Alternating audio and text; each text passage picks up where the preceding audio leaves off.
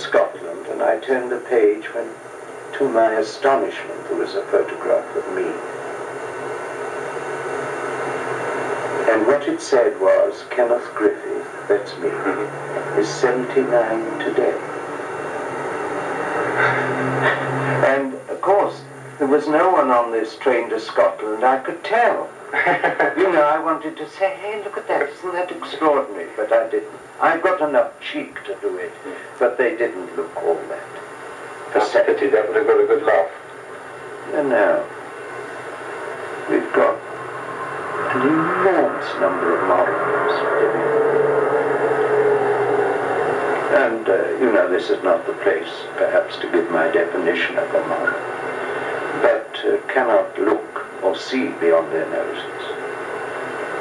Just, I think now we have a deadly combination of two diseases, greed and laziness. The British, that's why the Asians are doing very well over here. Because they ain't got it yet. Watch them. It's very infectious. Yeah. Now what do you want? Well, I wonder if we might see some of your collection, Kenneth. Yes, sure. Perhaps where you got them, what they mean to you, or how important they are. Sure. Well, you know, I'm working on these, what I did, yes, writing here notes. And they really are notes of all these the small group of covers, we call the envelopes. We serious collectors, covers. And they're part of a section that is connected with Durban. I see. Durban, in the war. Yeah. And very interesting because Durban,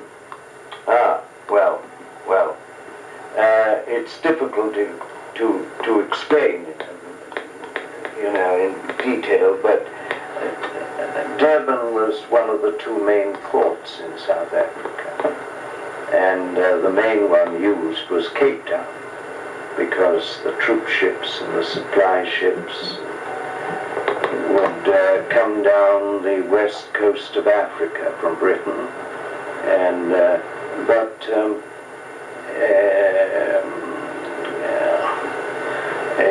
of course they could also come through the Suez Canal, and the only connection that the Boers, the heroes, as against us villains, except the poor soldier didn't bloody know.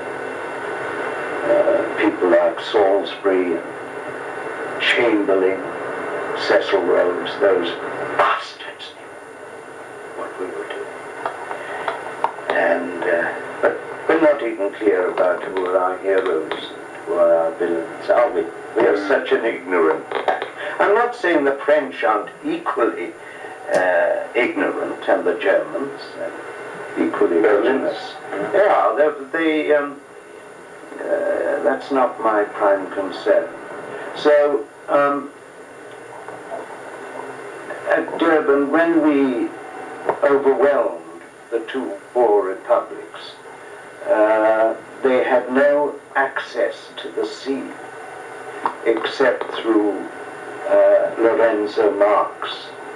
That is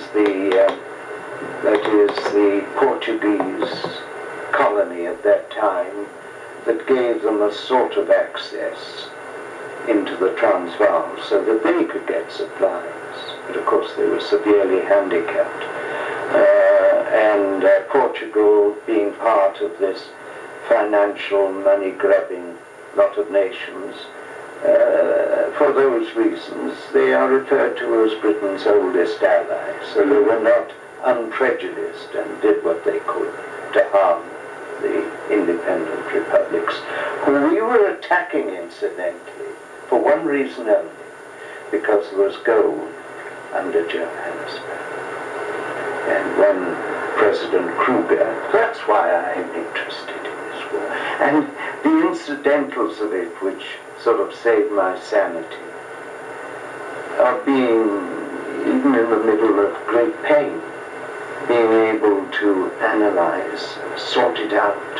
And these are sorting out the postal history of that period of Durban, because that was the next stage that was close to Lorenzo Marks, closer than Cape Town, and therefore these covers are about a crossroad during a period of the war.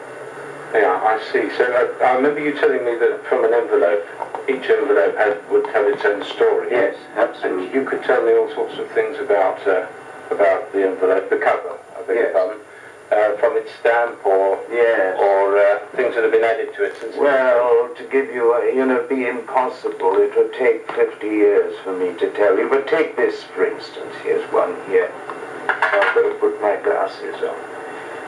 I'm not quite so pretty with my glasses on. But this is from Johannesburg, on the Transvaal, South African Republic stamp, adhesive, before Britain got to Johannesburg. So they're their original stamps. Once we got there, they made them overprint them VRI, which referred to the poor, stupid Queen Victoria, VRI, to show our arrogance that they no longer were free to have their own stamps once they were occupied. And it's addressed to, where is it addressed to? Where's that? London? London. England, that's right. Look at that. Standard Bank. You see, money, money, money. Panic, panic, panic. London, England. Very bad writing, isn't it? Yeah. But it's addressed there, and what's happened to it is that it was censored with this pink censor mark here by the Boers in Johannesburg, or perhaps Pretoria, which is close by. Right. That's in Afrikaans, you see. And then when it got to Durban eventually, on its way to London, and how it got there is how it got from Boer territory to British territory is what I haven't analysed this for yet, but it'd be an interesting story. It then was censored by the British, and this label here, this white label there with VR on it, a badge of disgrace, it was opened and recensored and stamped that it had been censored in Durban. There's that hand stamp there, and then the censors initialed it in that blue pencil, you see. A bit of it. That's it's an analysis, and it's got the back stamps, the transit marks, says Durban, Natal, 25th of December, 1899. Durban, November, this a couple of months after the war broke out, and then it arrived in London on that postmark, 26th of January, 1900. It's the Durban mark there, see. So it tells the whole story of the war, about money, about our national disgrace. They're all about that, but 30,000 of them, some not as interesting as that. You must have been one of the first, surely, to have found this subject interesting. No. People were doing it at the time, while the war was being fought. Really, collecting them? Yes, and here's one that's been censored by the Boers, that white censor seal there in Afrikaans. It gets to Durban, and there it receives a hand stamp. Stopped by censor. Return to sender. He ain't gonna get it.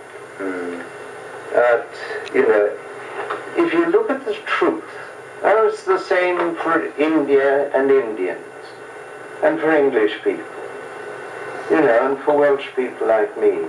If you do look